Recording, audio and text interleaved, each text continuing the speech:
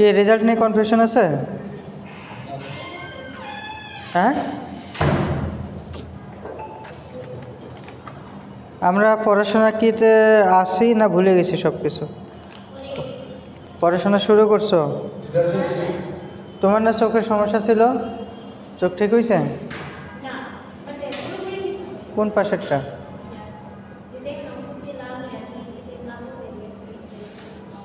ঠিক হয়ে যাবে। মানে মাঝে মাঝে হচ্ছে ছোটোখাটো বিপদ হচ্ছে, মানে কি বলে যে আছে না যে ছোটোখাটো পাপের প্রায়শ্চিত্ত।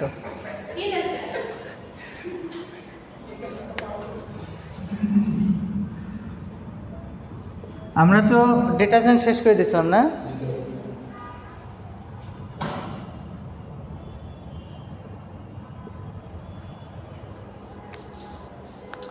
সময় আমাদের খুব বেশি নাই।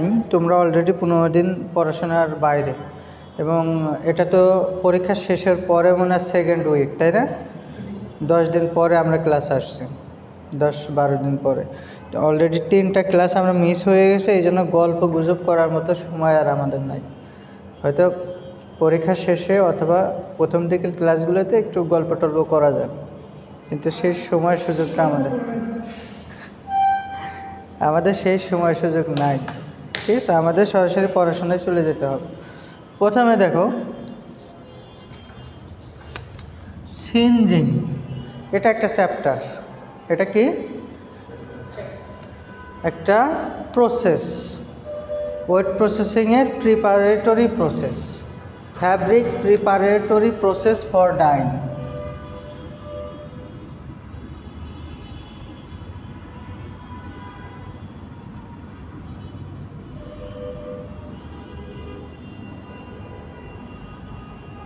ঠিক আছে, তাহলে singeing is one kind of fabric preparatory process for dyeing, মানে ফ্যাব্রিক প্রিপারেশন প্রসেস, তাই না? ডাইং তো বোঝো, তাই না? রং করা। আচ্ছা, সিনজিং এই প্রসেসটা আসলে সিনজিং জিনিসটা কি, ওয়ার্ডটার মিনিং কি, এটা যদি বুঝতে পারো তাহলে ওভারঅল পুরো চ্যাপ্টারে আমরা কী নিয়ে পড়াশোনা করব বুঝতে পারবো। সিনজিং ওয়ার্ডটা আসছে কি সিন্স থেকে, না? সিন্স, আর এই সিন্স মানে হচ্ছে তোমার বার্ন আউট। ভার্ব সিন্স থেকে এটা কি আসছে? বার্ন আউট মানে পুড়িয়ে ফেলা। আচ্ছা, তাহলে ভার্ব সিন্স এর মানে হচ্ছে পুড়িয়ে ফেলা, বার্ন আউট করা। আর এই বার্নিং করা, পুড়িয়ে ফেলা প্রক্রিয়াটাকে, প্রসেসটাকে বলতেছে আমরা সিনজিং। তাহলে এটাকে আমরা সাজিয়ে লিখতে বলতে পারি না, singeing is a process by which we can burn out. কী বার্নিং করবো সেটা আমরা পরে বলতেছি, উই ক্যান বার্ন আউট। আচ্ছা, এখন আসো, বার্ন আউট করবো কি? Projecting fibre.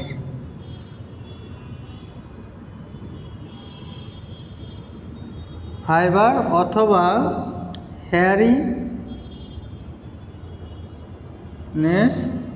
from the fabric surface।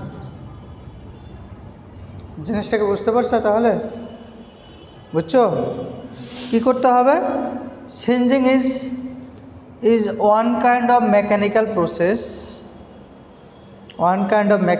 process by which we can burn out the projecting fiber or hairiness from the fabric surface। তোমরা তোমাদের গার্মেন্টসের দিকে একটু তাকাও, দেখো যে প্রচুর পরিমাণ ফাইবারের মাথা বের হয়ে আসে, তাই না? এগুলোতে আমাদের ডাইং করা ফ্যাব্রিক, ফিনিশড ফ্যাব্রিক।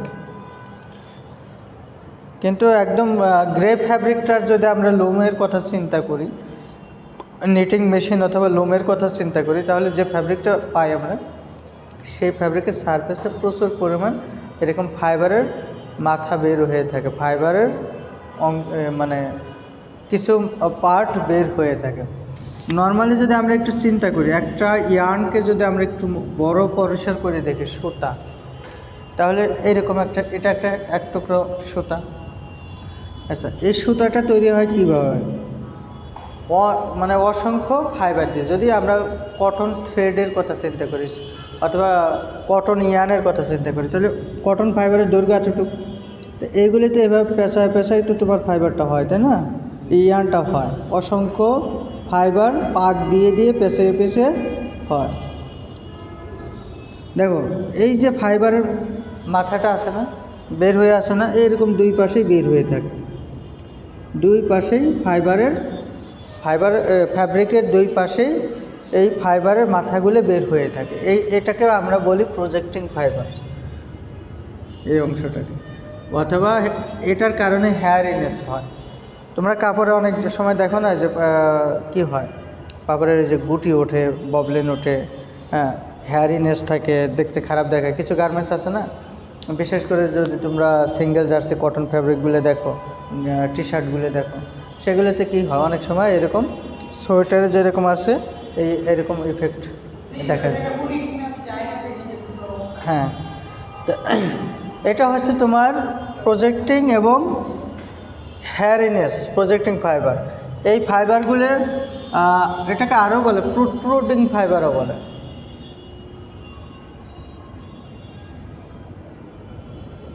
এইগুলো হচ্ছে এই সারফেস থেকে বার্ন আউট করা, কেটে, এটা বিভিন্নভাবে করা যায়। নর্মালি হচ্ছে বার্ন আউট, পুড়িয়ে এটাকে ফাইবার সারফেসকে স্মুথ করার প্রক্রিয়াটাকে আমরা বলতেছি সিনজিং। কথা কি বুঝতে পারছো? আচ্ছা, ধরো একটা ফ্যাব্রিকের সারফেসে প্রচুর পরিমাণ হেয়ারিনেস, প্রচুর প্রজেক্টিং ফাইবার। এই ফ্যাব্রিকটা রং করতে যেয়ে, ডাইং করতে যেয়ে কী ধরনের প্রবলেম হতে পারে? ফ্যাব্রিকের মেন যে বডি, সেই বডির যে সাথে যে ফাইবারগুলো, ওইগুলোর সাথে কালারটা ইভেনলি আসবে না। দ্বিতীয় কথা হচ্ছে এইগুলো থেকে, এই যে প্রজেক্টিং ফাইবারের মাথাগুলো থাকে, একটা ফাইবার যদি আমরা চিন্তা করি, এই মাথার অংশটা হচ্ছে যদি তোমার বাইরে থাকে, এইগুলো হচ্ছে ওইভাবে ডাইস কেমিক্যালও পিক আপ করে না।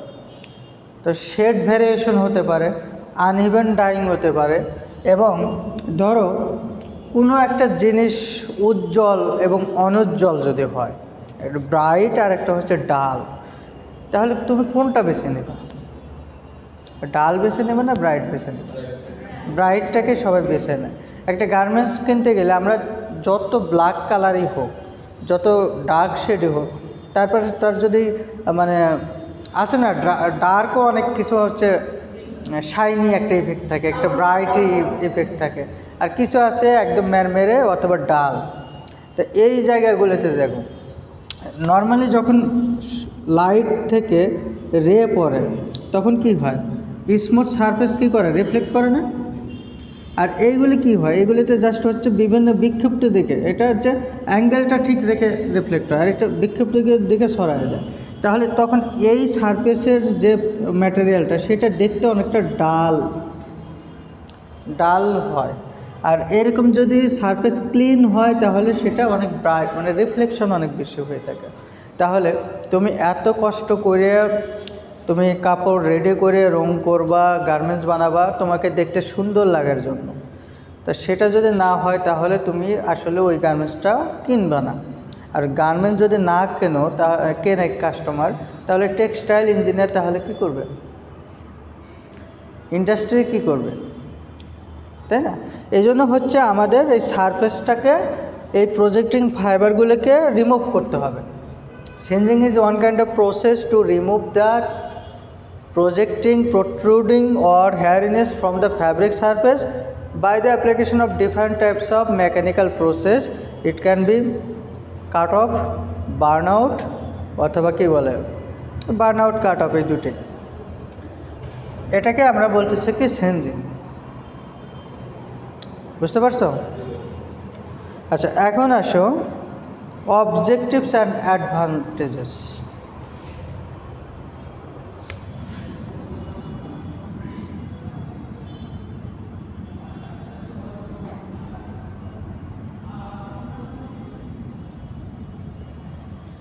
আমাকে বলো তো দু একটা অবজেক্টিভস বলো এই প্রসেসের। সিনজিং কেন করব, উদ্দেশ্য কি? remove the hairiness, to improve the color of the fabric, হ্যাঁ মানে improve the drying process. এক কথা বলতে গেলে ঠিক আছে, মানে আমরা হেয়ারিনেস রিমুভ করব আর হচ্ছে ফ্যাব্রিক সারফেস স্মুথ করব এবং কনসিকুয়েন্ট যে প্রসেসগুলো আছে সেগুলো যাতে ভালোভাবে পারফর্ম করা যায়, যেমন ডাইং, প্রিন্টিং, ফিনিশিং এগুলোতেও রেডি করব এগুলোর জন্য। আরেকটা জিনিস আছে, আমরা তো ডাইংয়ের কথা বলছিলাম, অবজেক্টিভসের মধ্যেই আছে। প্রথমটা তোমরা বলে দিলে, দ্বিতীয়টা বলে দিলে, তৃতীয়টা হচ্ছে ফর প্রিন্টিং। প্রিন্টিং তো আমরা কিভাবে করি, কাপড় নেই, কাপড়ের উপরে একটা ইন্ট্রিকেট ডিজাইন অথবা প্যাটার্ন আমরা ফুটিয়ে তুলি, তাই না? আমরা প্রিন্টিংটা কিন্তু অল ওভার প্রিন্টিং না, আর নর্মাল মানে অল ওভার প্রিন্টিংয়ের বাইরে যেগুলো আছে সেটা হচ্ছে একটা স্পেসিফিক ডিজাইনটা একটা স্পেসিফিক এরিয়াতে আমরা প্লেস করি, তাই করে থাকি না? আমরা প্রিন্টিং কি টি শার্টগুলোর ক্ষেত্রে আমরা কি করি, জাস্ট এখানে যদি একটা লোগো দিতে চাও তাহলে পুরো বডি এক কালার থাকতে পারে অথবা হোয়াইট থাকতে পারে, আর এখানে আমরা একটা দিব। আচ্ছা, এর উপরে এই ফ্যাব্রিকটা যদি এরকম প্রজেক্টিং ফাইবার থাকে, তাহলে এখানে যখন তুমি ডাইস কেমিক্যাল দিয়ে ছাপ দিবা, তাহলে এটা কি হবে, ওই ডিজাইনটা কি ভালোভাবে ওখানে লাগবে, বসবে? এবং প্রত্যেকটা ডিজাইন আছে, কিছু বাজারে দেখবা ওই যে ভ্যানেটারে বিক্রি করে লোকালি টি শার্টগুলো, অনেক বড় বড় সুন্দর সুন্দর ডিজাইন লেখা এখানে থাকে, কিন্তু মানে প্রিন্টের কোয়ালিটি দেখলেই বোঝা যায় যে এরকম হয়তো এখানে কালারটা দিছো এরকম ছড়ায় গেছে, হ্যাঁ ছড়ায় গেছে, তারপর এটাকে মানে over spread out, under spread out, এটা উপরে নিচে মানে ফ্যাব্রিকের ব্যাক সাইডেও অনেক সময় ছড়িয়ে যায়।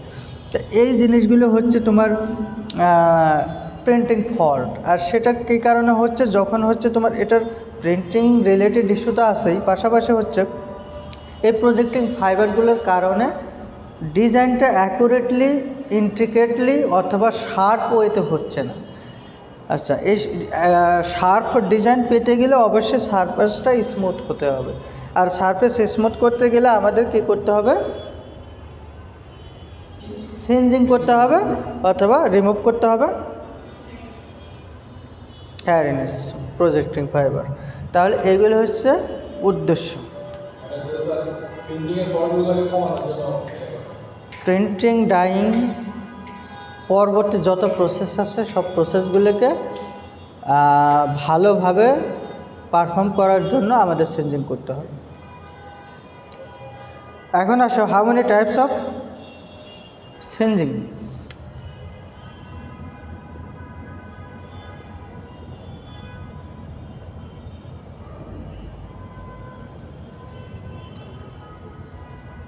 সিনজিংয়ের আসলে টাইপস বলতে কি, মানে এটা আমরা বলতে পারি how many methods or technology we can apply to remove the projecting fibre from the fabric surface. এটা জাস্ট টেকনিক, মেথডস এরকম হতে পারে। এটা হচ্ছে আমরা নর্মালি করে থাকি কয়েক প্রকারভাবে। একটা হচ্ছে তোমার প্লেট সিনজিং,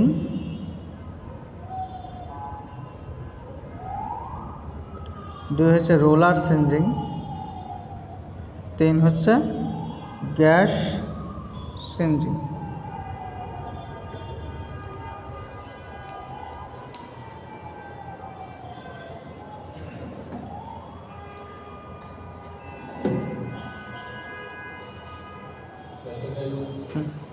ডাস্টারটা নিয়ে এসো।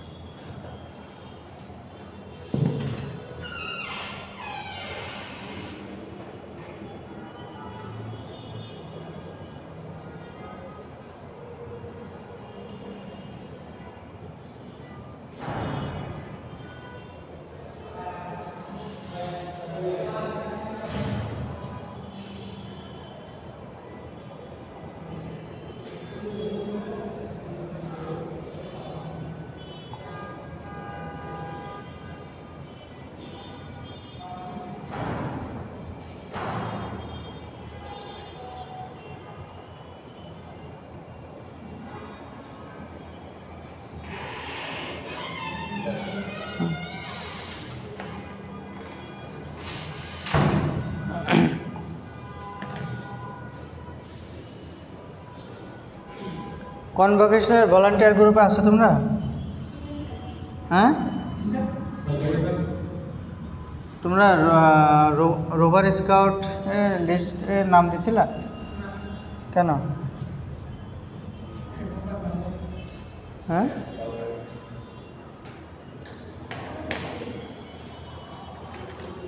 ক্লাসেই আসো না।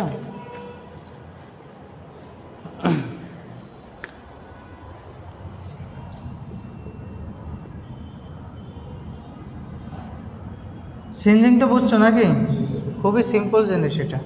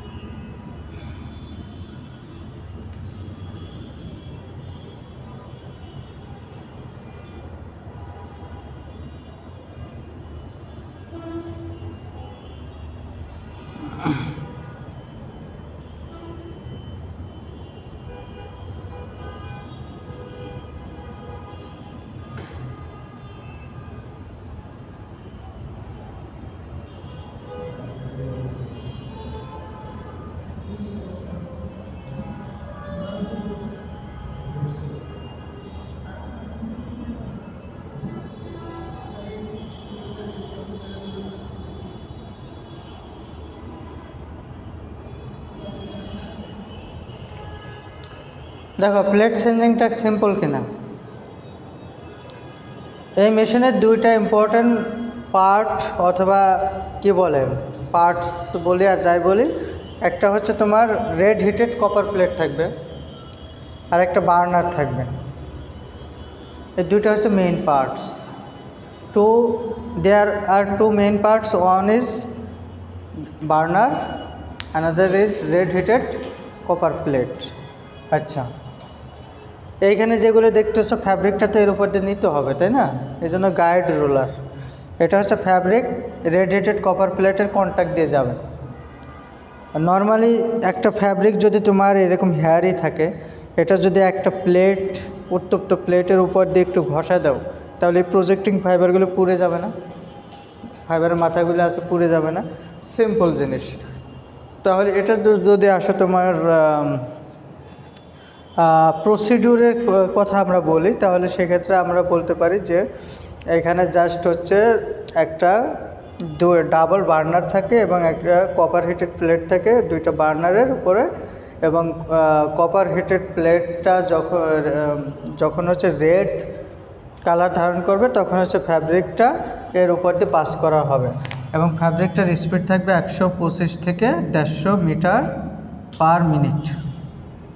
ঠিক আছে? এখানে একটা জিনিস দেখো, যখন এই যে সারফেসটা, ধরো এরকম একটা সারফেস আছে, এর উপর দিয়ে ফ্যাব্রিকটা যখন যাচ্ছে তখন কি হয়, উত্তপ্ত প্লেটের উপর দিয়ে যখন যাচ্ছে তখন ফ্যাব্রিকের সাথে প্লেটের একটা ফ্রিকশন হচ্ছে না? একসাথে হচ্ছে প্রজেক্টিং ফাইবার বার্ন আউট হচ্ছে, পাশাপাশি ফ্রিকশনের কারণে কোনো একটা সারফেসে দুইটা সারফেস যখন পাশাপাশি ফ্রিকশন হয় তখন সেখানে কী হয়, সারফেসটা স্মুথ হয় এবং ব্রাইটনেস বাড়ে। ঠিক আছে? স্মুথ এবং ব্রাইটনেস বাড়ে, এবং in this process one side of fabric is singed, এবং এটার হচ্ছে ইয়াটা হচ্ছে ফ্যাব্রিকের এক পাশটাই হচ্ছে অ্যাট এ টাইমে আমরা সিঞ্জিং করতে পারি। Both side possible? পসিবল। আবার মেশিন ফ্যাব্রিকগুলো নিয়ে এসে উল্টায় দিয়ে আবার করা। তাহলে এটাকে আমরা কোন টাইপের প্রসেস বলতে পারি? This is plate changing is discontinuous process. This is not continuous process, this is discontinuous process. আচ্ছা, এর অ্যাডভান্টেজেসগুলো যদি আমরা বলি, অ্যাডভান্টেজেসগুলোর মধ্যে যদি আমরা বলি তাহলে কী বলতে পারতেছি? যেহেতু এটা একদম রেড হিটেড কপার প্লেটের ওপর দিয়ে মানে কন্ট্যাক্ট দিয়ে যাচ্ছে, সেখানে ফ্রিকশন হচ্ছে, তাহলে সবচেয়ে বড় যে অ্যাচিভমেন্টটা হচ্ছে বার্ন আউটের পাশাপাশি ব্রাইটনেস বৃদ্ধি পাচ্ছে। দ্বিতীয় যেটা আমরা বলতে পারি সেটা হচ্ছে পাইল এবং ভেলভেট ফ্যাব্রিকের ক্ষেত্রে আমরা এই প্রসেসটা অ্যাপ্লাই করতে পারি। আরেকটা হচ্ছে কি বলা যায়, এই দুটোই ব্রাইটনেস লাস্টার বৃদ্ধি পাচ্ছে। আর ডিসঅ্যাডভান্টেজের কথা যদি বলি, সেটা হচ্ছে অনেক কিছুই বলা যাবে। ডিসঅ্যাডভান্টেজেসের ক্ষেত্রে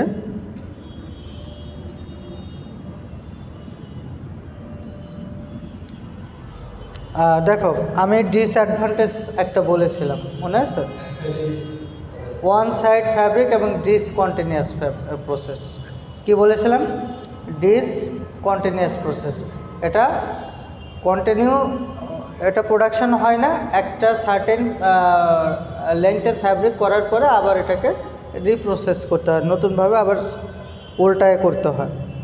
সেকেন্ড যে ইস্যুটা হচ্ছে, দেখো এই ফ্যাব্রিকটা তো নর্মালি হচ্ছে কপার হিটেড প্লেটের উপর দিয়ে যাচ্ছে, সেখানে ফ্যাব্রিকের সাথে কপার হিটের কন্ট্যাক্ট যদি কম বেশি হয়,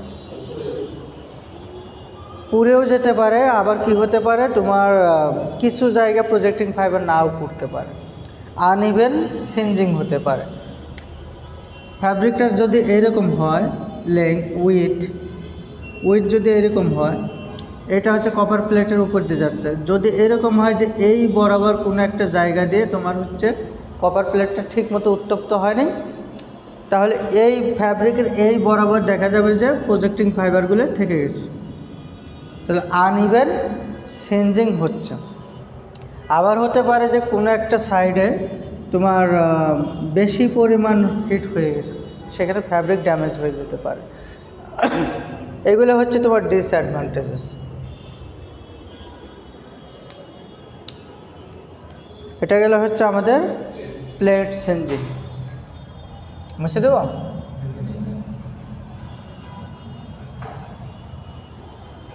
এগুলো খুবই সহজ, তুমি যদি বুঝে একবার পড়ো তাই বুঝে যাবা, আর বুঝলে নিজের ভাষায় লিখবা। এখান থেকে এক সেট থাকবে ফাইনালে, এক সেট 10 মার্ক থাকবে, আর 10 মার্কের মধ্যে গ্যাস চেঞ্জিংটা থাকে 5 মার্কের।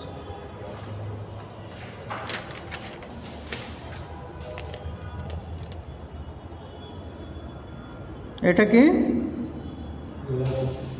এটা একটা হ্যাঁ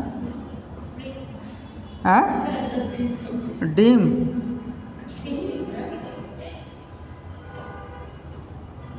এটা একটা রোলার।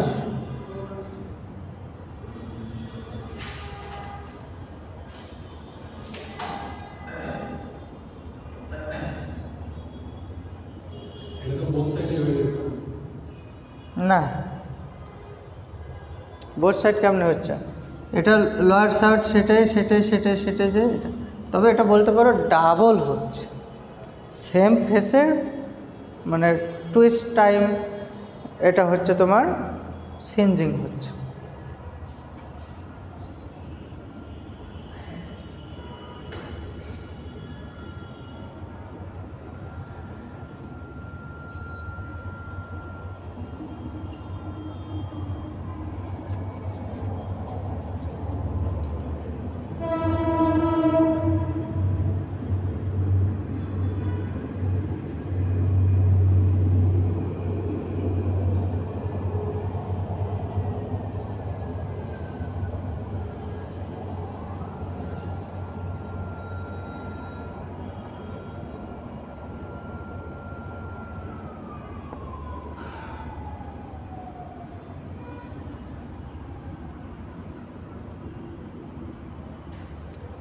দেখো একটু সিম্পলি চিন্তা করলে আমরা দেখতে পারি এই রোলার চেঞ্জিং মেশিনের ক্ষেত্রে অনেক বড় একটা সিলিন্ডার অথবা রোলার আমরা ইউজ করি এবং রোলারের মাঝখানে ইনার হিটেড ব্যবস্থা অ্যারেঞ্জমেন্ট থাকে।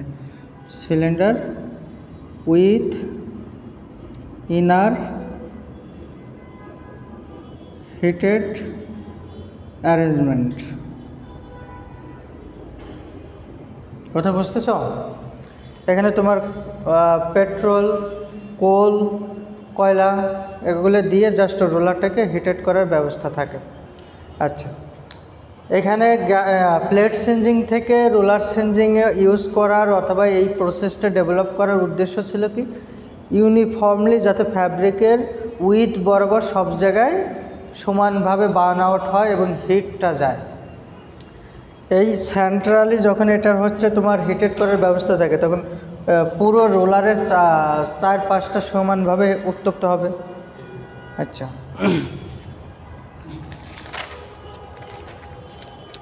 এটার আর কি আছে, ওই যে একই সাথে ফ্যাব্রিককে ডাবল করা যায়, ডাবল 2বার চেঞ্জিং করা যায়। আর এটাও হচ্ছে ফ্যাব্রিক যেদিকে মুভ করে তার অপোজিট ডিরেকশনে হচ্ছে রোলারটা মুভ করতে থাকে, সেখানে কিন্তু ফ্রিকশন হচ্ছে। কথা বুঝছো? এখানে রোলারটা মুভ করতেছে, ঘুরতেছে কোন দিকে, রোটারি বলছে মানে কি ঘূর্ণায়মান। এটা মুভ করতেছে এদিকে, এইভাবে ফ্যাব্রিকটা এদিকে যাচ্ছে, তার মানে কি এখানে অপোজিট ফ্রিকশন হচ্ছে, অপোজিট ডিরেকশনের কারণে ফ্রিকশন হচ্ছে। এবং সেখানে ফ্রিকশন হলে ব্রাইটনেস, লাস্টার এগুলো বৃদ্ধি পাচ্ছে। পাশাপাশি তো সিলিন্ডারটা আউটার সারফেস হিটেড হওয়ার কারণে প্রজেক্টিং ফাইবার বার্ন আউট হচ্ছে। মানে উদ্দেশ্য কিন্তু একটাই, উদ্দেশ্য কি, বার্ন আউট করা, প্রজেক্টিং অথবা হ্যারিনেস বার্ন আউট করা। এবং সেটার অ্যারেঞ্জমেন্টটা ডিফারেন্ট, মেকানিক্যাল অ্যারেঞ্জমেন্টটা ডিফারেন্ট। আচ্ছা, এই রোলার এইটা মোটামুটি এগুলো বললাম। আর এর পাশাপাশি কী আছে, অ্যাডভান্টেজে যদি আসি তাহলে প্লেট চেঞ্জিংয়ে আমরা টেম্পারেচার কি কন্ট্রোল করতে পারতাম, এইখানেও কন্ট্রোল করা টাফ। তবে কম্পারেটিভলি তোমার প্লেট চেঞ্জিং থেকে রোলার চেঞ্জিংয়ে হিট কন্ট্রোল করা একটু ইজি, এখানে ফ্যাব্রিক ড্যামেজ হওয়ার পসিবিলিটি কম। আচ্ছা, তারপরে আসা হচ্ছে এখানে রোলারের সাথে রোলার এবং ফ্যাব্রিক অপোজিট ডিরেকশনের কারণে ফ্রিকশনটাও হচ্ছে, সারফেস ব্রাইটনেস, লাস্টারও বৃদ্ধি পাচ্ছে এবং প্লেট চেঞ্জিংয়ের তুলনায় বেশি পরিমাণে এখানে চেঞ্জিং এফেক্ট পাচ্ছে। আর ভেলভেট এবং পাইল ফ্যাব্রিক আমরা করতে পারতেছি এবং ইউনিফর্ম চেঞ্জিংটা পাচ্ছি as comparison with plate changing process. Disadvantages আসো,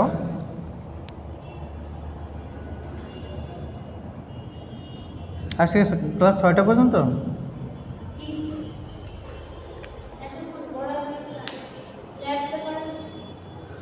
ল্যাবটা আমাদের করতে হবে।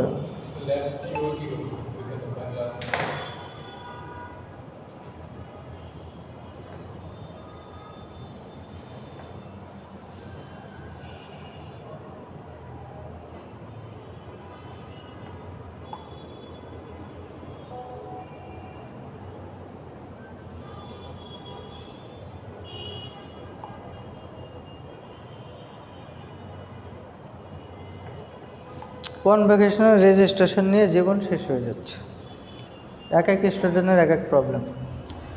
ডিসঅ্যাডভান্টেজ এটা যদি আমরা বলতে পারি, এটাও one kind of discontinuous process, তাই না?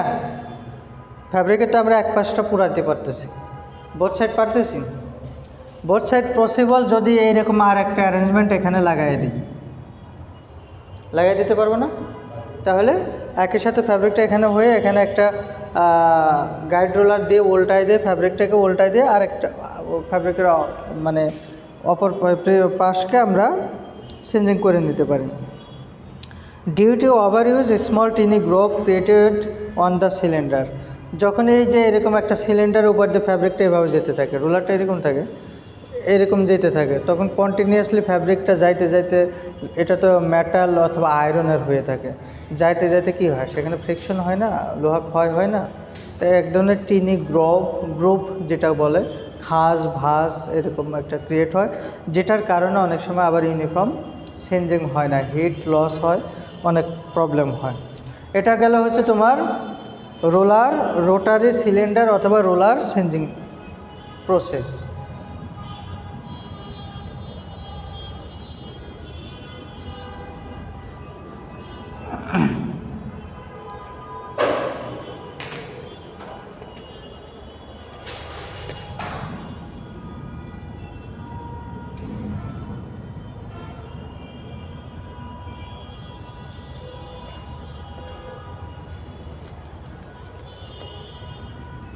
এটা হচ্ছে কমন, এটা তোমার হচ্ছে ফ্যাক্টরিতে কমন, মোস্ট অ্যাপ্লিকেবল, ইউজেবল এবং পপুলার মেশিন অর কী বলে মেথড ফর চেঞ্জিং প্রসেস, আর পরীক্ষায় ওটা কমন,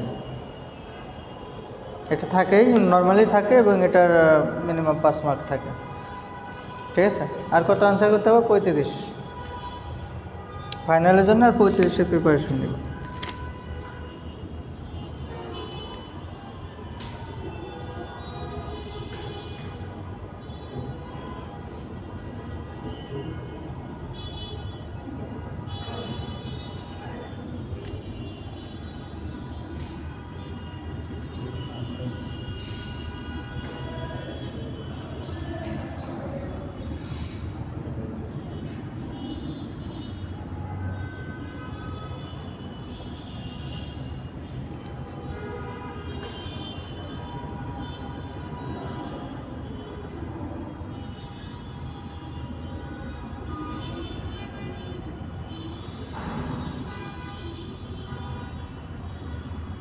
এটা কি দিলাম?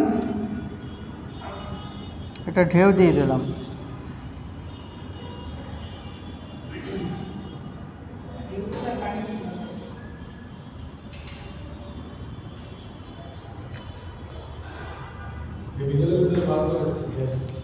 হ্যাঁ,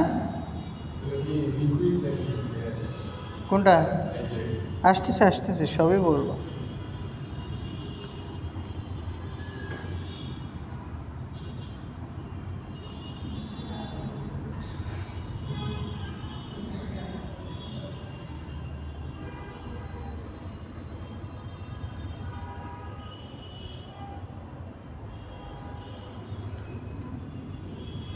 এটা তো বুঝতেছো, এটা কি কি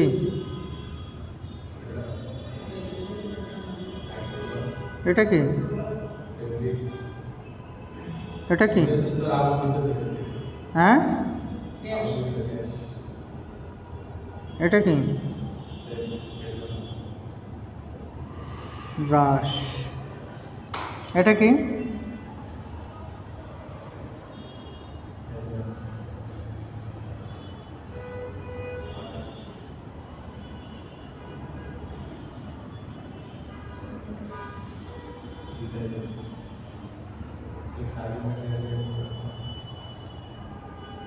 কি রে ভাই, একেবারে শেষ হয়ে গেল।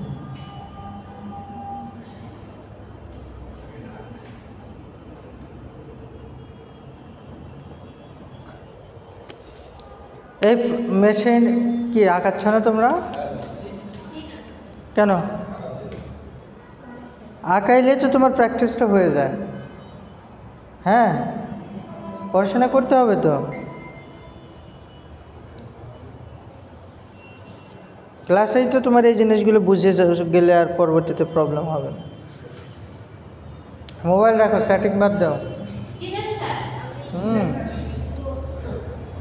দেখো, গ্যাস চেঞ্জিং প্রসেস, এখানে গ্যাস বার্নার ইউজ করা হয় এবং gas changing process we can say this is the continuous process. We can change or burn out both side of projecting fiber from the both side of fabric at a time. আচ্ছা, এখানে কি আছে দেখো, process sequence এবং প্রসিডিউরে যদি আমরা যাই, প্রসিজারে যাই, তাহলে সেক্ষেত্রে আমরা বলতে পারি ফ্যাব্রিকটা হচ্ছে জাস্ট এখানে feeding zone, fabric feeding zone. এখান থেকে জাস্ট হচ্ছে গাইড রোলারের মেশিনের ভিতরে যাওয়ার আগে একটা ব্রাশ ইউজ করা হয়। ব্রাশটা হচ্ছে তোমার ব্রাশের কাজটা হচ্ছে এখানে নর্মালি যখন এই ফ্যাব্রিকটাকে তুমি হচ্ছে একটা ব্রাশের উপর দিয়ে নিয়ে যাবা, প্রজেক্টিং ফাইবারগুলো অনেক সময় ফ্যাব্রিকের সারফেসে লেইং আপ অবস্থায় থাকে, মানে কি বলে একদম শোয়া অবস্থায় অনেক সময় থাকে, মিশে থাকে, ফ্যাব্রিক সারফেসের সাথে মিশে থাকতে পারে। তা যখন এই ফ্যাব্রিকটা এই ব্রাশের উপর দিয়ে যাবে তখন এই প্রজেক্টিং ফাইবার যেগুলো এভাবে মিশেছিল সেগুলিকে এভাবে খারাপ হয়ে যাবে না? তুমি ফ্যাব্রিকটা কি করবা, এরকম ব্রাশ আছে, ফ্যাব্রিকটা এখান দিয়ে যাইতে থাকবে, তাহলে কি করবে এই ব্রাশের ওয়্যার পিনগুলি কি করবে, ফ্যাব্রিক সারফেস থেকে প্রজেক্টিং ফাইবারকে স্ট্যান্ড আপ করে দেবে, বোঝো নাই? স্ট্যান্ড আপ করে দেবে। আচ্ছা, এরপরে যদি প্রজেক্টিং ফাইবারগুলি স্ট্যান্ড আপ হয় তাহলে সহজে পুরানো সম্ভব না, আর যদি একদম ফ্যাব্রিকের গায়ে লেগে থাকে তাহলে তো এটা প্রবলেম, পরবর্তীতে আবার ইউজের সময় সেটা বের হয়ে আসবে। আচ্ছা, ব্রাশের কাজটা হচ্ছে প্রজেক্টিং ফাইবারকে to stand up the projecting fibre before entering into the singeing zone, gas burner zone.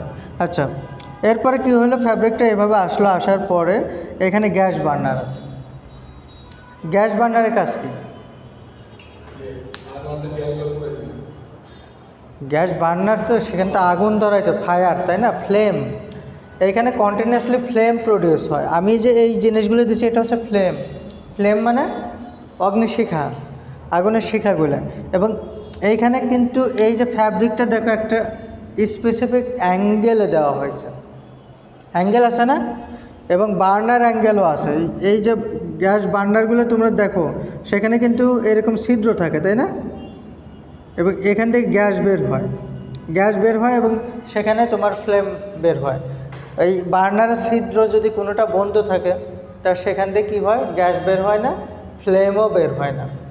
বাসাবাড়ির চুলা, গ্যাসের চুলা দেখছো না, দেখছো অটো চুলাগুলিতে দেখবা যে এই ছিদ্রগুলো যদি কোনোটা বন্ধ হয়ে যায় দেখবে যে ওইখান থেকে কোনো গ্যাস, আগুন বের হচ্ছে না, গ্যাসও জ্বলতেছে না।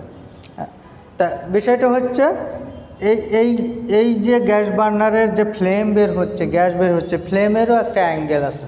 তুমি যদি ডিরেক্টলি ফ্যাব্রিকের উপর প্লেস করো, ধরো ফ্যাব্রিকটা এভাবে যাচ্ছে আর গ্যাস বার্নারটা ফ্লেমগুলি একদম সোজাসুজি যাচ্ছে, সোজাসুজি কাপড়ের সাথে আছে, এভাবে জ্বলতেছে, কাপড়টা এখান থেকে যাচ্ছে, তাহলে কাপড় প্রজেক্টিং ফাইবার তো পুরাবেই, কাপড়ও পুড়ে যাবে, আগুন ধরে যাবে। এই জন্য একটা স্পেসিফিক অ্যাঙ্গেল মেনটেন করা হয়, সেই অ্যাঙ্গেলটা হচ্ছে 45 ডিগ্রি অ্যাঙ্গেল। ফ্যাব্রিক এবং ফ্লেমের ইন্টেন্সিটির অ্যাঙ্গেলটা থাকে 45 ডিগ্রি অ্যাঙ্গেল থাকে, যাতে ফ্যাব্রিকটা পাস হওয়ার সাথে সাথে শুধু আঁচটা লাগে ফ্লেমের এই প্রজেক্টিং, এইখান থেকে ব্রাশ থেকে প্রজেক্টিং ফাইবারকে স্ট্যান্ড আপ করে দিছো, শুধু এইগুলোকে পুরাইবে। কথা বুঝতেছো? আচ্ছা, তাহলে এইখানে কি হলো, এই গ্যাস বার্নার এগুলোর আবার বেশ কিছু আছে, আমরা পরবর্তীতে গ্যাস বার্নারের ফ্লেম ইন্টেন্সিটি কেমন হবে, অ্যাঙ্গেল কেমন হবে, সেটিং কেমন হবে, সেই জিনিসগুলো আমরা পরবর্তীতে দেখব। এইখানে জাস্ট আমরা একটু মনে রাখি যে 45 ডিগ্রি পার্সেন্টেজ না, ডিগ্রি তোমার অ্যাঙ্গেল থাকবে ফ্যাব্রিক আর হচ্ছে গ্যাস বার্নারের সেটিংয়ে। আচ্ছা, এরপরে ওয়ান সাইড ফ্যাব্রিকের কি হয়ে গেল, সিনজিং হয়ে গেল। এরপরে এখানে এসে ফ্যাব্রিকটাকে কি করা হলো, উল্টায় দেওয়া হলো। জাস্ট এই পাশটা আর এই পাশটা কিন্তু সেম না, সেম জাস্ট হচ্ছে এখানে আরেকটা সেম ফাংশন করার জন্য আরেকটা গ্যাস বার্নার অ্যারেঞ্জমেন্ট এখানে দেওয়া হলো। এবং একই সাথে কন্টিনিউয়াসলি এটা 225 থেকে 250 মিটার পার মিনিট স্পিডে ফ্যাব্রিকটাকে রান করা হয়ে থাকে। ফ্যাব্রিকটাকে যখন এখান থেকে বোথ সাইড বার্ন আউট হয়ে গেল সারফেস থেকে প্রজেক্টিং ফাইবার, দেন সাথে সাথে নেক্সট প্রসেসে যে ডিসাইজিং প্রসেস আছে সেটা আমরা পরের চ্যাপ্টারেই পড়ব।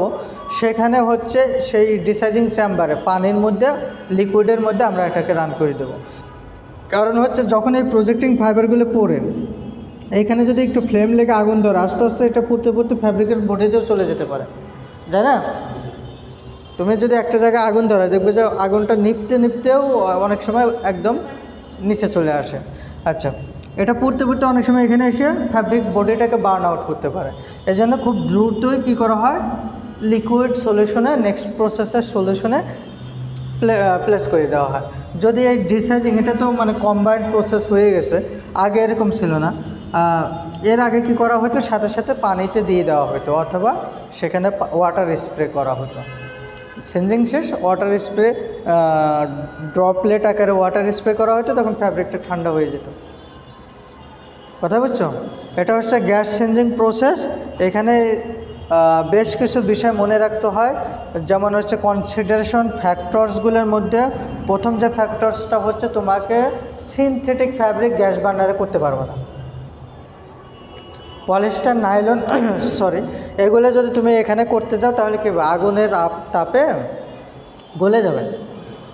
আচ্ছা, কটন এবং পলিস্টার ব্লেন্ডেড হয় না, পিসি কটন পলিস্টার ব্লেন্ডেড, সেক্ষেত্রে করতে হলে তাও সেখানে ফ্লেম ইন্টেন্সিটি, আগুনের শিখার তীব্রতা কমায়ে করতে হবে। স্পেসিফিক টেক কেয়ার সেখানে, কনসেন্ট্রেশন সেখানে দিতে হবে। আচ্ছা, আরেকটা বিষয় হচ্ছে গ্যাস বার্নারের এই যে ফ্লেম ইন্টেন্সিটি, তোমরা চুলায় বাসা বাড়িতে যারা রান্না করো, আমি নিজে রান্না করে দেখি, যদি গ্যাসের ফ্লোটা ভালো থাকে, ফ্লেমটা যদি ব্লুশ কালার হয়, তাহলে তার তাপটা বেশি থাকে, রান্না খুব দ্রুত হয়, তাই না?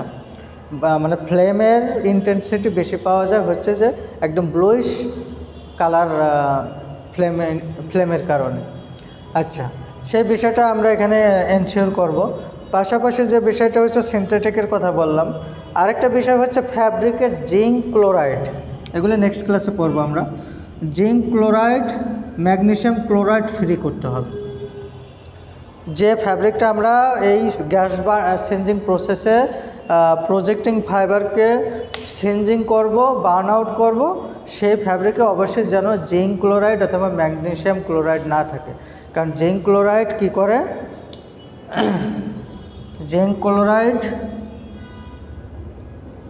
পানির সাথে, বাতাস থেকে পানি নিয়ে জিঙ্ক অক্সাইড প্রডিউস করে, আর জিঙ্ক অক্সাইড ফ্যাব্রিকের ওপর হোয়াইট স্পট প্রডিউস করে, যেটা আবার রিমুভ করার জন্য আলাদা ওয়াশিং প্রসেস প্রয়োজন হয়।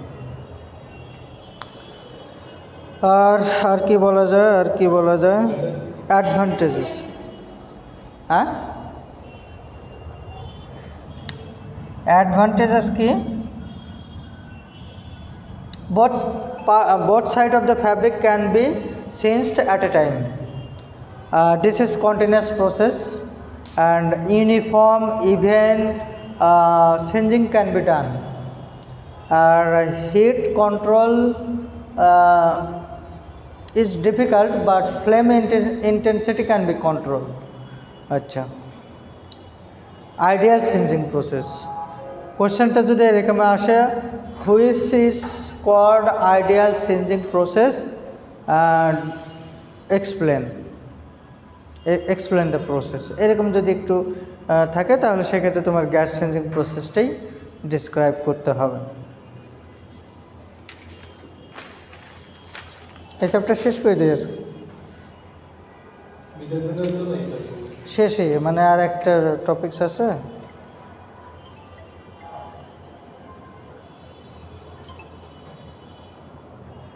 হ্যালো, হ্যাঁ আমি ক্লাসে আছি, হ্যাঁ ক্লাসে, কালকে আসেন, কথা হবে। হ্যাঁ আমি ক্লাসে আছি, কালকে আসেন, কথা হবে।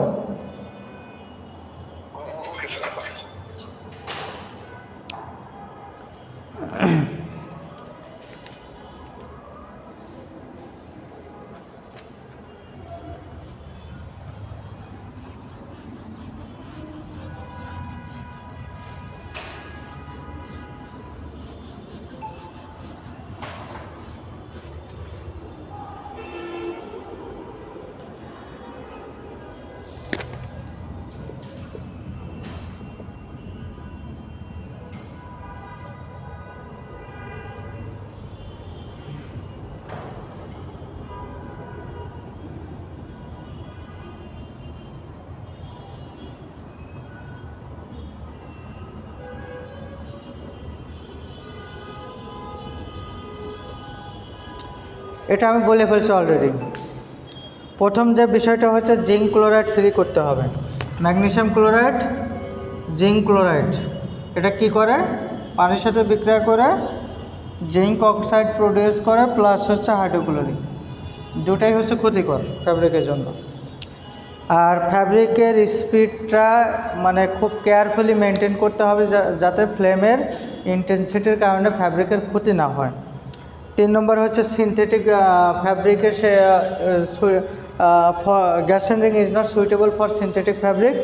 আর যদি ব্লেন্ডেড ফ্যাব্রিক হয় সেক্ষেত্রে সিনথেটিক অ্যান্ড ন্যাচারাল অথবা সেলুলোজিক ফাইবার ব্লেন্ডেড হয়, সেক্ষেত্রে হচ্ছে প্রপার কনসেন্ট্রেশন অথবা টেক কেয়ার এখানে দরকার।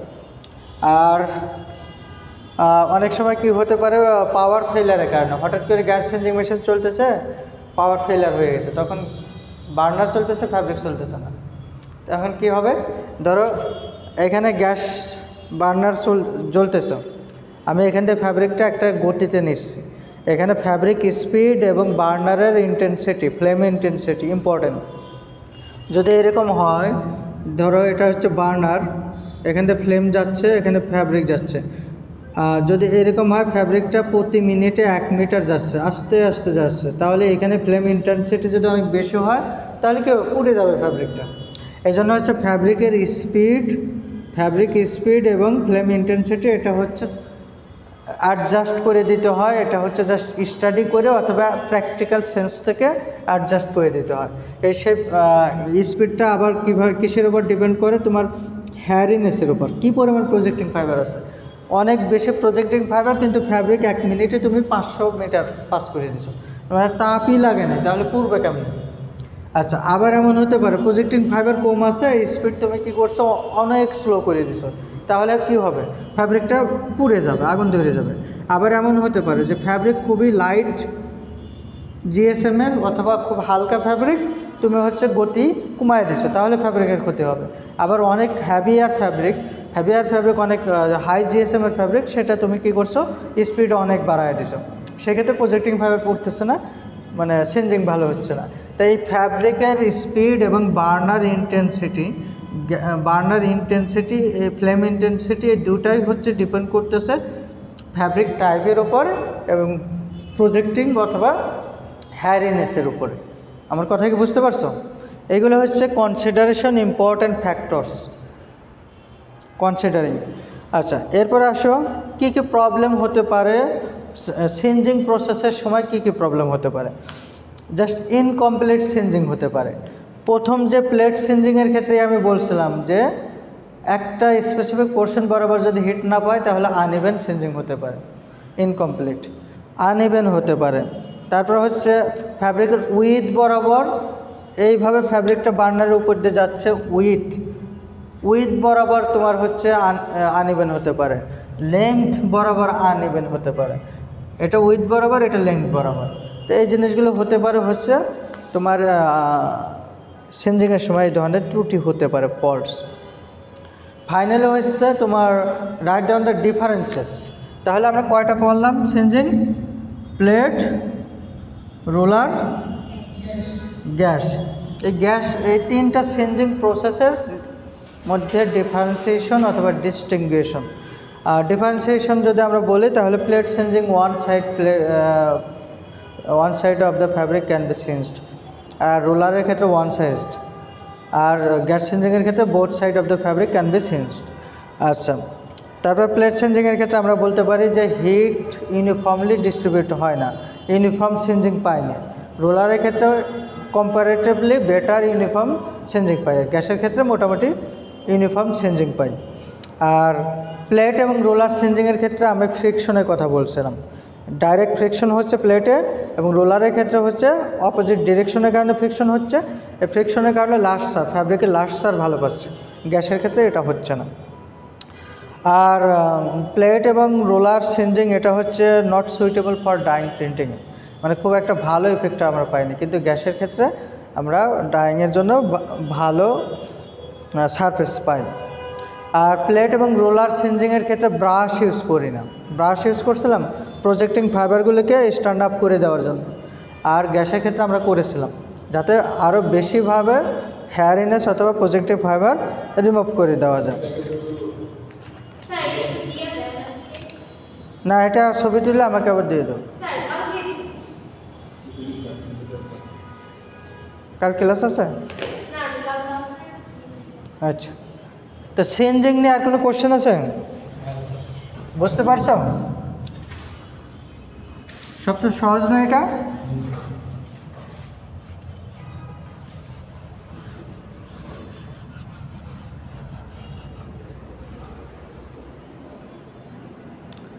রেজাল্ট কি মন মতো হয়েছে? যা আশা করছিল তার চেয়ে বেশি পাইছো? কম পাইছো? তাহলে তো খাতা দেখাইতে হবে নাকি? যদি আরও কম পাও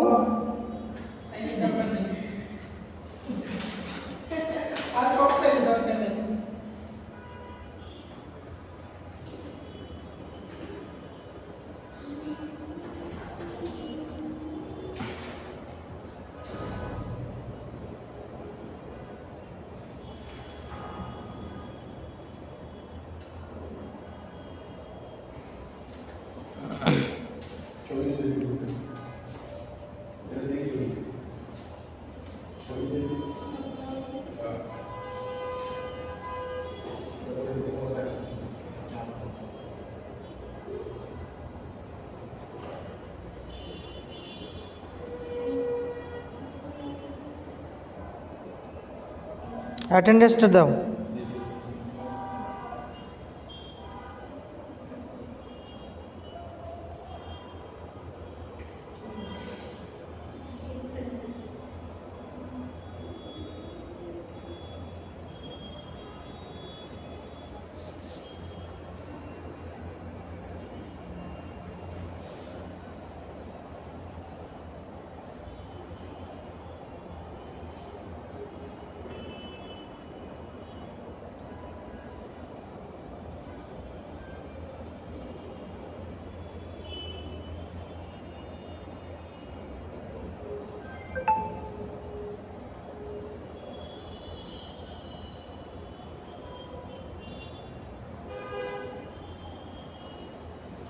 ঠিক আছে, ভিডিও অফ করছো?